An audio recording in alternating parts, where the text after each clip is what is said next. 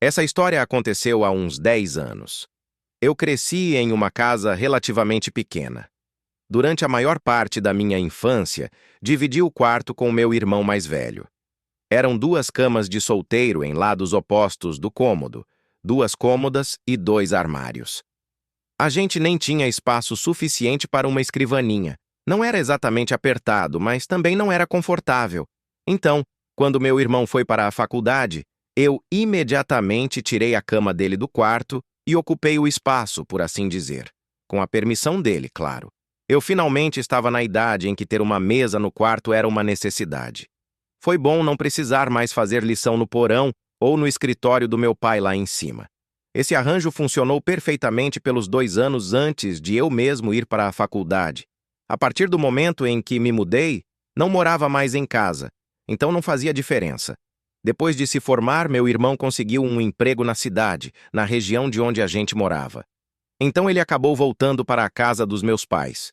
E a primeira coisa que ele fez foi, como você pode imaginar, reassumir o nosso antigo quarto que eu tinha passado meses me esforçando para redecorar. No começo eu fiquei um pouco irritado, mas meus pais colocaram as coisas em perspectiva dizendo que eu basicamente tinha feito a mesma coisa com ele antes, então era justo. Não dava para discutir com isso, então aceitei. Quando eu me formei, também arrumei um emprego na cidade e decidi voltar a morar na casa dos meus pais, assim como meu irmão. Infelizmente, eu já não tinha mais um quarto, então teria que me virar de outro jeito.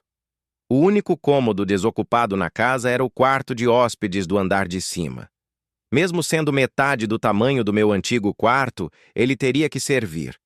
O quarto de hóspedes ficava bem ao lado do escritório do meu pai, que era o único outro cômodo naquele andar. Ele também ficava diretamente acima da garagem, o que significava que toda vez que alguém apertava o botão da porta da garagem, o andar inteiro vibrava durante os segundos em que a porta subia. O quarto meio que se projetava para fora da casa, já que ficava em um dos cantos. Por isso, tinha duas janelas em paredes que se encontravam, uma voltada para a entrada da garagem e outra para a lateral da casa. Não era o ideal, mas era privado e silencioso na maior parte do tempo. Esse episódio específico aconteceu em uma sexta-feira à noite, quando eu estava sozinho em casa. Meu irmão estava em Baltimore para uma conferência de trabalho, e meus pais tinham ido passar a noite na casa de praia da família, como faziam na maioria dos fins de semana de verão. Eu tinha acabado de voltar de um dia absurdamente cansativo no trabalho. Então decidi não sair com amigos nem colocar o pé para fora de casa. Só queria pedir alguma coisa para comer e dormir cedo. Já era por volta de 11h30 da noite, e eu estava deitado na cama lendo um livro, tentando relaxar depois do dia. A casa estava completamente silenciosa, o que era até agradável, já que normalmente tudo ficava bem caótico quando todo mundo estava em casa. Foi então que ouvi o som inconfundível da porta da garagem começando a abrir, seguido daquela vibração familiar no chão, a qual eu já tinha me acostumado nos últimos meses. Demorou alguns segundos para a ficha cair de verdade. Nenhum membro da minha família deveria estar em casa. Meus pais tinham dito claramente que ficariam na casa de praia até domingo à noite e meu irmão só voltaria na tarde de sábado. Quando essa percepção realmente me atingiu, meu coração disparou. Eu pulei da cama e olhei pela janela em direção à garagem, mas estava escuro demais para enxergar qualquer coisa direito. Eu conseguia ver que a porta da garagem estava aberta, mas não dava para saber se havia um carro lá dentro ou quem poderia tê-la aberto. Sem pensar muito, revirei o armário até encontrar um dos tacos de beisebol que meus pais tinham guardado ali dos meus tempos de criança. Enquanto eu descia as escadas em silêncio, tentei me convencer de que poderia haver uma explicação lógica para a porta da garagem ter aberto. Talvez meus pais tivessem esquecido alguma coisa e voltado. Talvez os planos do meu irmão tivessem mudado. Vai ver, a porta tinha dado algum defeito e aberto sozinha. Quando cheguei ao fim da escada, prestes a virar para a parte principal da casa, ouvi vozes fracas. Elas vinham claramente do outro lado da casa, onde ficavam os quartos. Estavam baixas demais para eu entender o que diziam, mas deu para perceber que havia pelo menos duas pessoas conversando. Foi aí que eu tive certeza absoluta de que alguém tinha entrado na nossa casa. Peguei o celular, disquei 911, sussurrei meu endereço e avisei a atendente que minha casa estava sendo invadida. Deixei a ligação aberta e coloquei o telefone de volta no bolso, como eles orientam. A operadora me disse para ficar onde eu estava e não revelar minha presença. Mas eu senti uma necessidade enorme de defender a casa. Era como se alguma coisa me empurrasse a agir, em vez de simplesmente me esconder e esperar. Então, contrariando as instruções dela, decidi que era exatamente isso que eu ia fazer. Fui me aproximando do corredor de onde vinham as vozes, segurando o taco de beisebol com toda a força. Quando cheguei perto do quarto dos meus pais, ouvi o som de gavetas sendo abertas e coisas sendo mexidas. Eles claramente estavam procurando algo de valor. Respirei fundo, sabendo que o que eu estava prestes a fazer provavelmente era burrice, mas sem conseguir me conter. Comecei a gritar o mais alto que pude para pegá-los de surpresa e entrei correndo no quarto com o taco levantado acima da cabeça. Havia dois homens revirando o closet da minha mãe, e os dois gritaram de susto quando eu arrombei a porta. Deu para perceber que eles não esperavam que tivesse alguém em casa, muito menos alguém disposto a reagir. Isso me deu uma certa coragem, apesar de eu estar em desvantagem numérica e não saber se eles estavam armados. Eu acertei o taco na perna do que estava mais perto. Ele xingou, mancou alguns passos e caiu. Virei para o outro, mas antes que eu conseguisse desferir outro golpe, ele baixou o ombro e me derrubou com um encontrão, rápido demais para eu reagir. A gente caiu com força no chão e eu percebi na hora que ele era bem maior e mais forte do que eu. Ele arrancou o taco das minhas mãos, sem muito esforço. Depois colocou as mãos no meu pescoço e começou a me estrangular. Eu estava lutando pela minha vida, tentando arrancar as mãos dele de mim e empurrá-lo para longe, quando vi o primeiro cara se arrastando em nossa direção. Ele segurava algo que parecia uma faca. Naquele momento, eu entendi que tinha cometido um erro gravíssimo ao tentar bancar o herói. Um erro que provavelmente ia me custar a vida. Eu realmente achei que aqueles poderiam ser os últimos segundos da minha existência.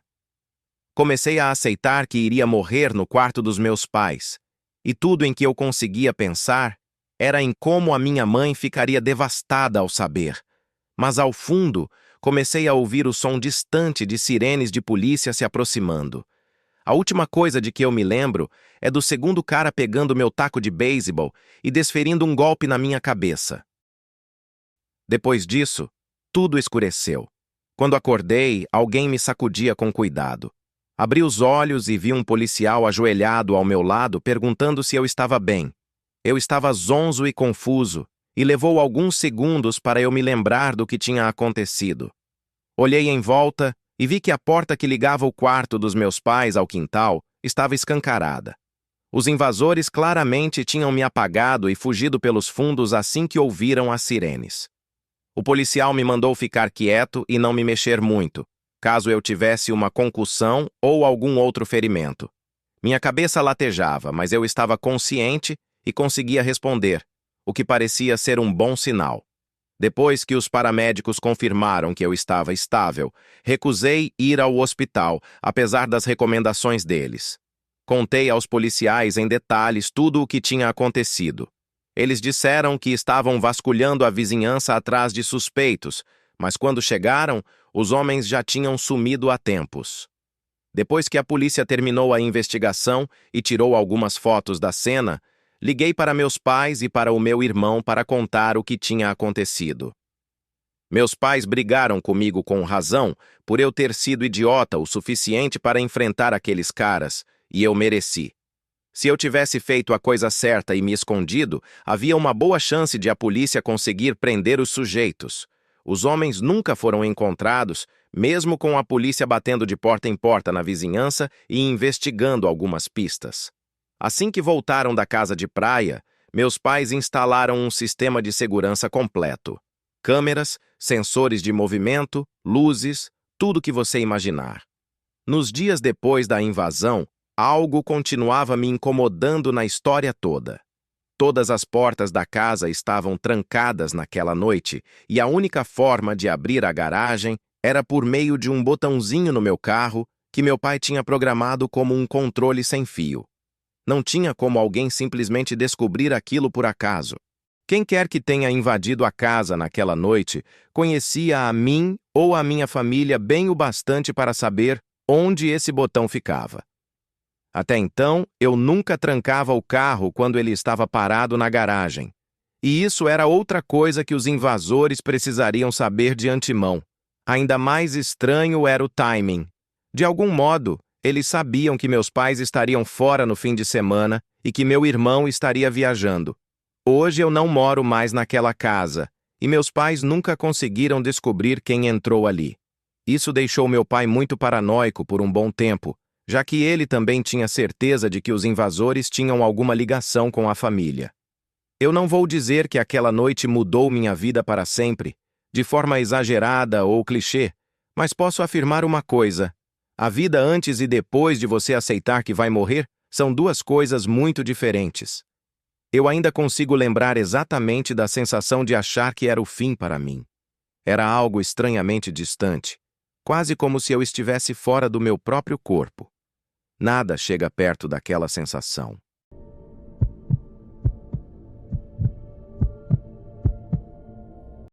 Isso aconteceu há cerca de 6 meses, e até hoje eu ainda fico abalado quando penso em como tudo foi calculado e pessoal. Eu tinha me mudado de volta para minha cidade natal recentemente para ajudar a cuidar da minha mãe idosa, que mora a uns 20 minutos de mim. Encontrei um pequeno duplex que era perfeito para a minha situação. Perto o suficiente para chegar rápido até ela se precisasse, mas longe o bastante para eu manter meu próprio espaço e independência. Minha mãe vem tendo alguns problemas de saúde.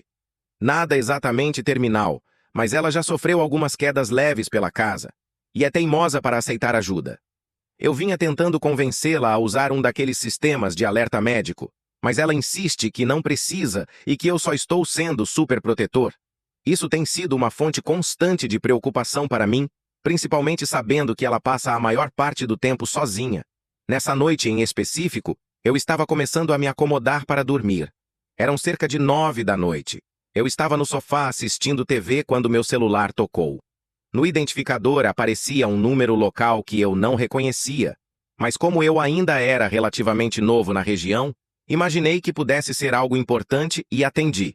A mulher do outro lado se apresentou como enfermeira de um pronto-socorro da área. Ela disse que minha mãe tinha sido levada para lá cerca de 1 hora antes, depois de cair e bater a cabeça.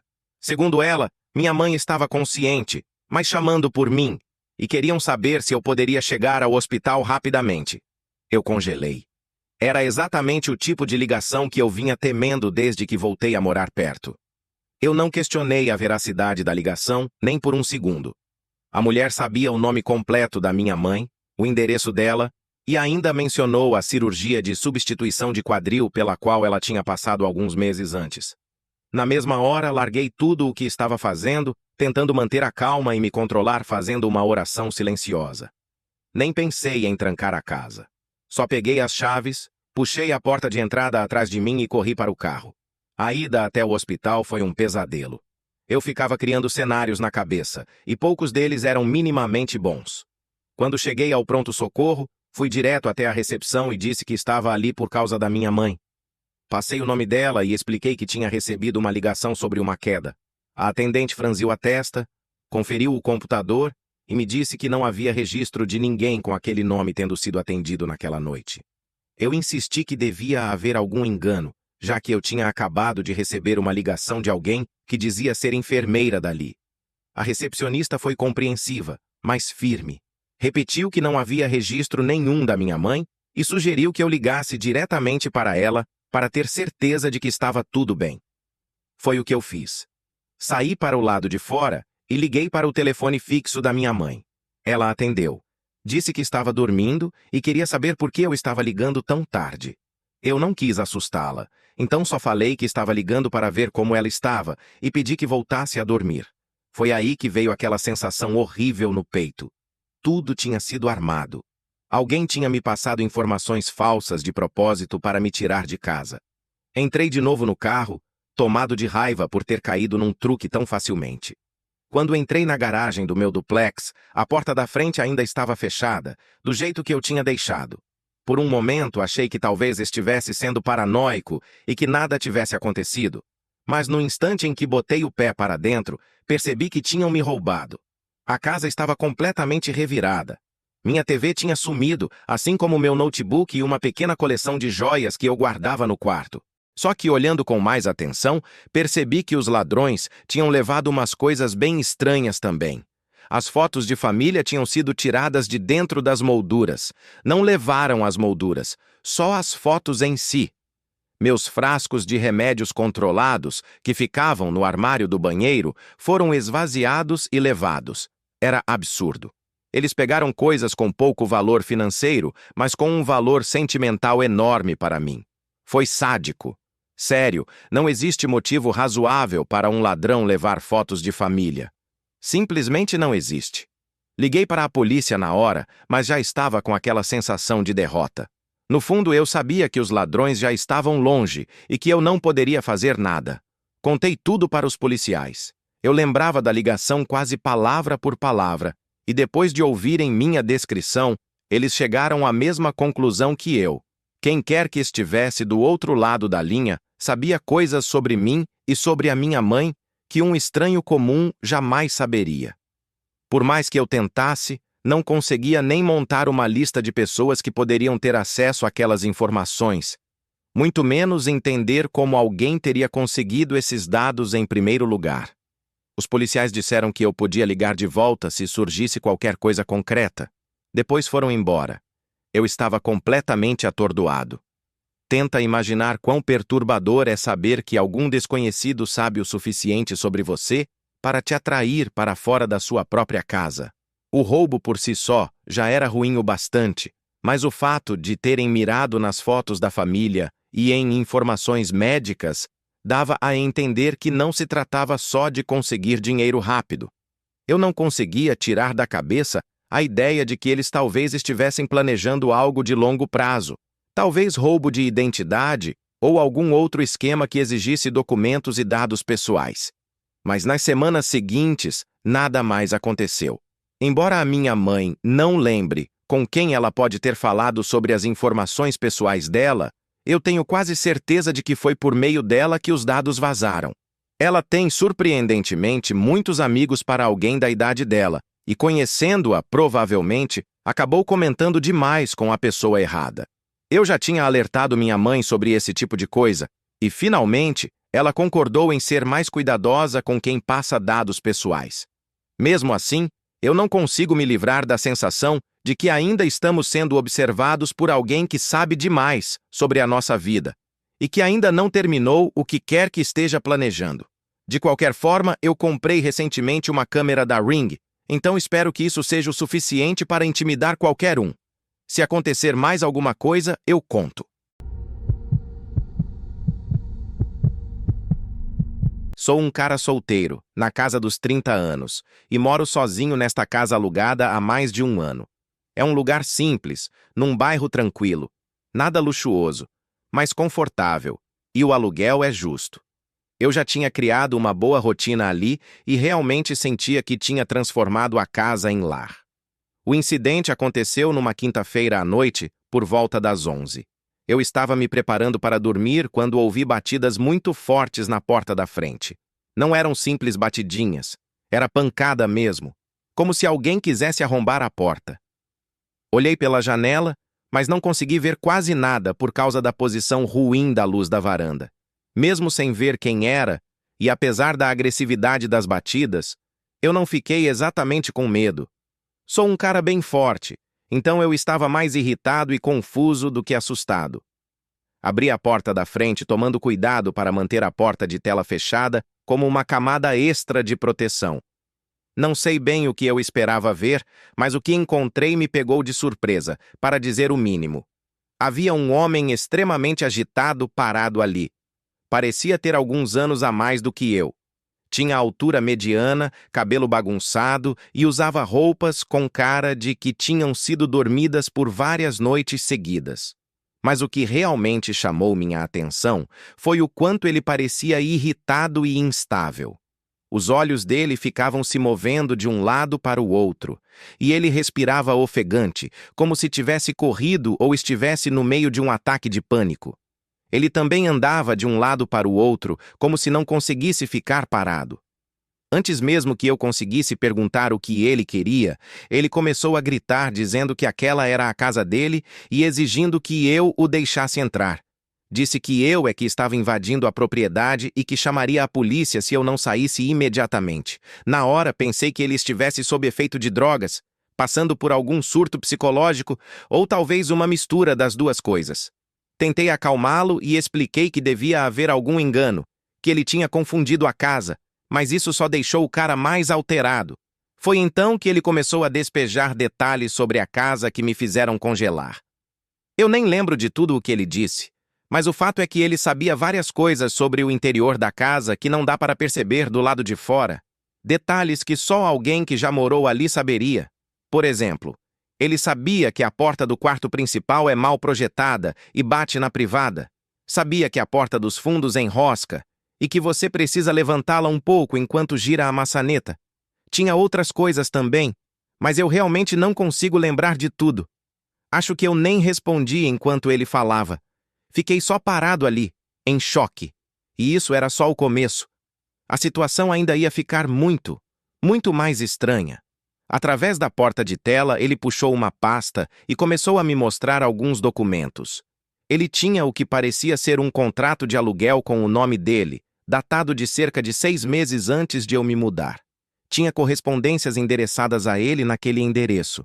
Tudo parecia oficial, embora eu desconfiasse que pudesse ser falsificado de algum jeito.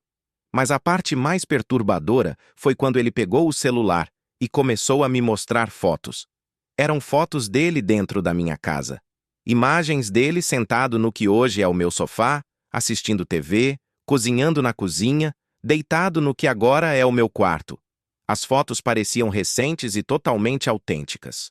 Não tinham cara de montagem, nem pareciam encenadas. E a maioria nem era só dele. Tinham outras pessoas nelas, nenhuma das quais eu reconhecia. Ele me mostrou uma foto que dizia ser do último 4 de julho, poucos meses atrás. Era uma selfie tirada por uma mulher que eu nunca tinha visto. Nela, essa mulher, ele e mais algumas pessoas sorrindo para a câmera, sentados à mesa da cozinha. Havia uma caixa de fogos de artifício ao lado. O nível de detalhe e o contexto da foto faziam tudo parecer completamente real. Foi aí que eu comecei, de verdade, a questionar minha própria memória e sanidade. Como alguém poderia ter todas aquelas provas de que morava ali, se nunca tinha vivido na casa? Comecei a pensar se eu não tinha, de algum jeito, bloqueado memórias de dividir a casa com outra pessoa, e se eu é que estava tendo algum tipo de surto mental. Era perturbador, especialmente porque eu sabia, com absoluta certeza, que eu estava em casa no último 4 de julho. Então as fotos faziam ainda menos sentido. A situação estava tão surreal que eu disse para ele que iria chamar a polícia para resolver aquilo. Nem falei em tom agressivo, só porque eu realmente não sabia mais o que fazer. Imaginei que eles poderiam checar registros e descobrir o que estava acontecendo. Mas no instante em que mencionei ligar para a polícia, a postura dele mudou completamente. Ele ficou de repente muito calmo e disse que esperaria do lado de fora enquanto eu fazia a ligação.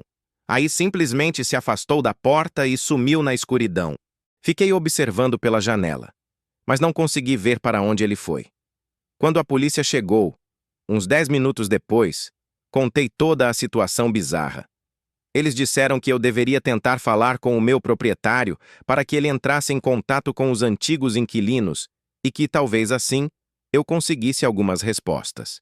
Eu tinha toda a documentação necessária provando que alugava a casa, mas quando ofereci para mostrar, eles nem fizeram questão. Disseram que provavelmente o sujeito estava passando por algum episódio mental e que, já que ele tinha ido embora, era melhor eu seguir minha vida. Depois foram embora. Eu não ia simplesmente aceitar isso e ficar tranquilo. Mesmo que o cara tivesse sumido, ainda restava a pergunta: como diabos ele tinha todo aquele material de prova? Com a ajuda do meu senhorio, consegui finalmente entrar em contato com os antigos moradores. Vale mencionar que meu senhorio também não fazia ideia do que tinha acontecido e disse que não conhecia ninguém com aquela aparência, nem tinha alugado a casa para alguém daquele tipo. De qualquer forma, os antigos inquilinos também não faziam ideia de quem eu estava falando.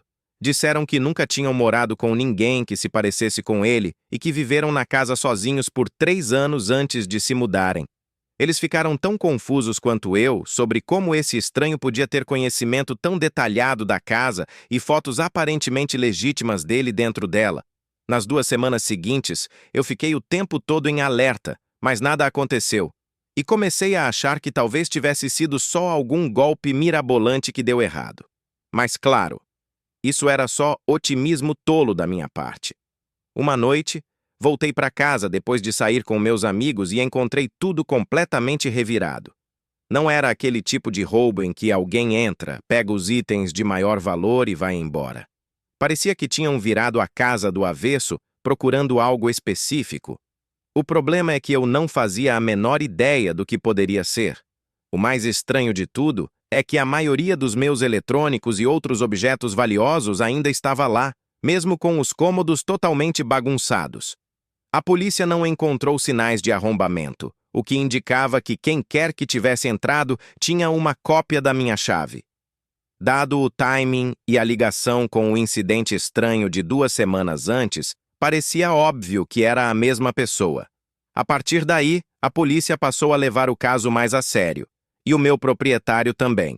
Ele trocou todas as fechaduras da casa imediatamente, sem custo para mim, e ainda instalou medidas adicionais de segurança. A teoria principal, e da qual eu também acabo compartilhando, é que algum sujeito perturbado realmente acredita que mora na minha casa e invadiu o lugar para procurar pertences pessoais ou algo do tipo. E ok, isso por si só já é bem problemático, mas não explica de jeito nenhum como ele conseguiu toda aquela papelada, muito menos cópias da chave da minha casa. Gostaria de ter tido a presença de espírito de examinar com atenção aquele suposto contrato de aluguel que ele me mostrou, porque talvez eu tivesse conseguido anotar o nome dele, mas na hora eu simplesmente não estava pensando com clareza. Os documentos em si nem são o que mais me incomoda. Tudo aquilo poderia ter sido falsificado ou adulterado de alguma forma, inclusive as tais correspondências. O que realmente me apavora, lá no fundo, são as fotos. Eu não tenho explicação nenhuma para aquilo. É possível que sejam fotos muito antigas, com datas adulteradas. Mas mesmo assim, isso não explica como o meu senhorio, que é dono dessa casa a vida toda, não o reconhece. Um amigo meu sugeriu que talvez eu esteja lidando com algo que não é exatamente natural. Eu não acredito nesse tipo de coisa, mas admito que tenho sentido uma sensação constante de estranheza e inquietação sempre que estou em casa. O que, diga-se, é a maior parte do tempo. Eu não consigo nem começar a racionalizar tudo isso. Só espero, de verdade, que tenha sido o fim da história.